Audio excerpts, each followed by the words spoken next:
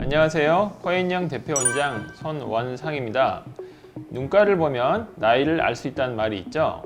그만큼 지방이 적고 피부가 얇은 눈가는 우리 신체에서 노화가 가장 빠른 부분 중 한 곳입니다. 눈꺼풀로 불리는 상안검, 즉 윗눈꺼풀과 하안검, 아랫눈꺼풀이 처지면 원래 나이보다 더 들어 보인다든지 늘어진 피부가 눈동자를 덮는 등의 여러 가지 문제를 동반하게 되는데요. 그래서 오늘은 중장년층의 눈꺼풀 처짐을 해결할 수술 방법에 대해서 알아보는 시간을 마련해 보겠습니다. 중년 눈꺼풀 수술은 일반적으로는 쌍꺼풀 수술로만 해결되지 않는 경우가 있습니다. 노화로 인해서 늘어난 눈꺼풀 일부를 제거하는 방법이 두 가지가 있는데요. 주로 많이 하는 게 첫 번째로 상안검 수술, 또한 두 번째는 눈썹파 거상 수술입니다. 두 수술 모두 처진 눈꺼풀을 올려주는 수술이지만 보시는 것처럼 눈꺼풀을 절개하느냐, 눈썹 바로 아래를 절개하느냐, 그 절개 위치에서 차이점이 보입니다. 먼저 상안검 수술은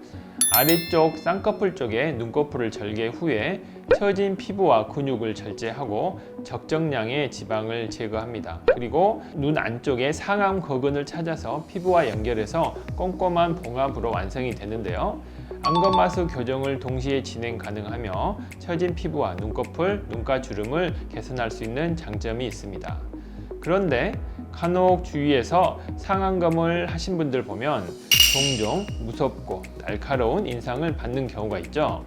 중노년층에서 눈꺼풀 처짐 수술을 하면 이미지가 너무 사납게 변할까봐 걱정하시는 분들이 많으세요.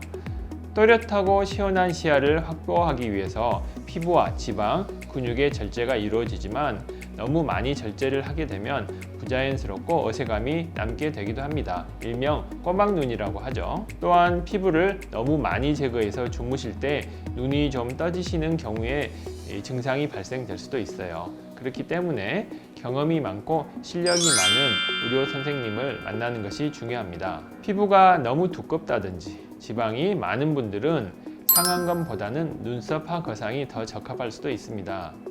눈썹파 거상 수술은 눈썹 아래 절제가 필요한 피부만큼의 정확한 디자인 후에 피부와 근육을 제거하고 수술 후 다시 처지는 것을 예방하기 위해 결막 또는 근육 하에 단단히 고정을 해줍니다.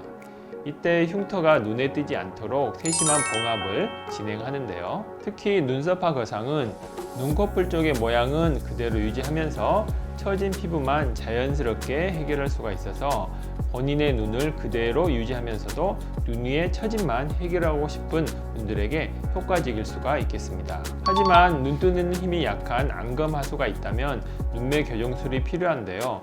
이 수술은 눈썹파 거상으로는 할 수는 없겠습니다. 또 눈 바로 위에 움푹 들어간 이런 꺼짐이 있는 경우에는 눈썹 아래 피부를 절제하면서 피부가 올라오면서 꺼짐이 완화되는 경우도 있고, 꺼짐이 너무 심하다면 부가적으로 지방 이식이나 필러 등으로 보완을 할 수가 있겠습니다.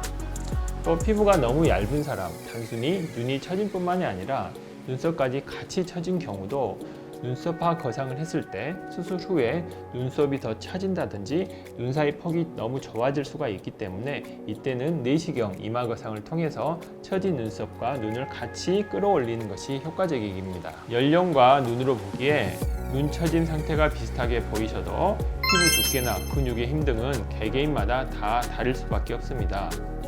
때문에 주변 지인이 진행된 모습만으로 판단하지 마시고 전문의 선생님과 함께 내 눈의 상태를 정확하게 파악하는 것이 중요합니다. 그리고 또한 너무 공장처럼 찍어내는 수술이 아닌 한 분 한 분 최선의 결과만을 생각하며 수술하는 병원 찾는 것이 굉장히 중요하다는 점을 잊지 마시기 바랍니다. 최고의 결과를 위한 오랜 연구와 오랜 경험이 있는 코엔영에서 여러분의 기대를 한번 충족해 보시기 바랍니다.